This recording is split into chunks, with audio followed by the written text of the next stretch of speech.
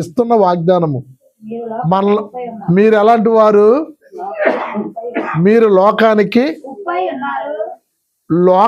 ఉప్పై ఉన్నామంట. ఉప్పుతో పోల్చిన విషయము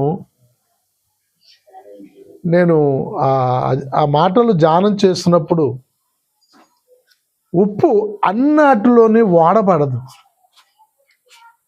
ఉప్పు అన్నట్లో వాడబడదు, అన్ని వస్తువుల్లో వాడబడదు. అలాగే ఉప్పు వాడవలసిన వస్తువు ఉప్పు వాడబడకపోతే ఆ వస్తువు పనికిరాదు, తినలేరు, సారం లేదు అంటాడు. క్రైస్తవ జీవితం ఎలా ఉండాలంటే, అవసరమైన చోట నీవు ఉండాలి, అవసరం లేని చోట నీవు ఉండకూడదు. నువ్వు చేయవలసిన పని నువ్వు చేయాలి, నువ్వు చేయలేని పని గురించి నువ్వు ప్రయాసపడవసరం లేదు. ఇక్కడ అంటాడు, మీరు లోకానికి ఉప్పై ఉన్నారు. ఎవరికి ఉప్పై ఉన్నారు? ఉప్పు ఏమైనా విలువైందా అంటే విలువ తక్కువది. 300 రూపాయలు కేజీ చికెన్ తీసుకుంటే ఖచ్చితంగా అది 10 రూపాయలు కూడా ఉండదు. ఇంత పడుతుంది ఉప్పు. లెక్కేస్తే ఎంత ఉంటుంది? ప్యాకెట్ 10 రూపాయలు అనుకోండి, ఏంటంటే నెల అంతా వస్తుంది. రోజు చూసుకుంటే ఒక పావలాయో 15 పైసలు ఉండదు అని విలువ. దేన్ని మార్చుతుంది? 300 రూపాయలు విలువ గల వస్తువుని రుచిగా చేయగలుగుతుంది. అందుకని మీరు చాలా చిన్నవారు. మీ యొక్క శక్తి కానీ మీ ఆలోచన కానీ చాలా చిన్నది. కానీ లోకం మీదే నియమించారు మిమ్మల్ని. ఎక్కడ నియమించాడట? లోకానికి. మీరు లోకం అంతటికి మీరు ఉప్పై ఉన్నారు. లోకం అంతటికి రుచిని చూపించే వ్యక్తి. ఆ రుచి ఎవరు?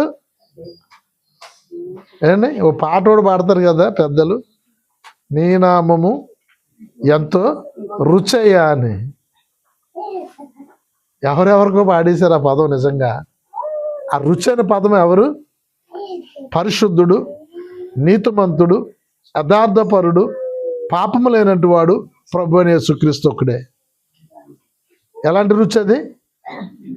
ఆ రుచి కలిగిన పదార్థం ఇప్పుడు మనలను ఏర్పరచుకున్నాడు, మనల్ని ఎన్నుకున్నాడు ఆయన. ఇప్పుడు మనం ఆ రుచిని లోకాన్ని చూపించాలి. ఎవరు చూపించాలి?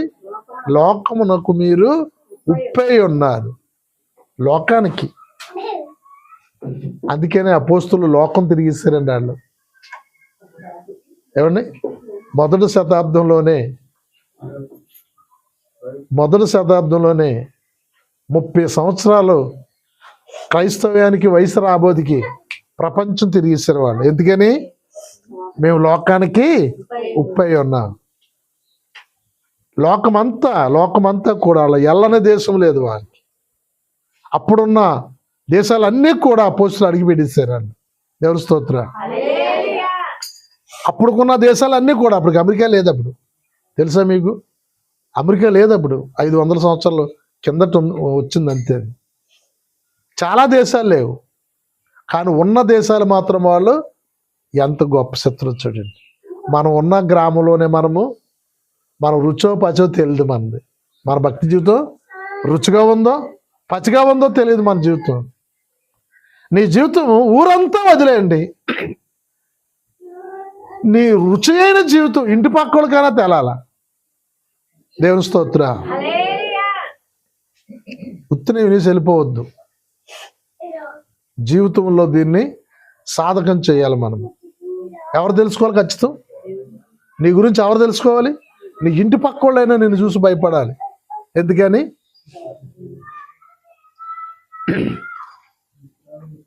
తెల్లారితే తీర్పు ఇవ్వాలి పరిశుద్ధుడికి.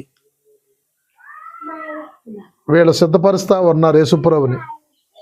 కొరడాలతో కొట్టారు, పిడిగుద్దులు గుద్దారు, చేయవలసిన పనులన్నీ కూడా చేశారు.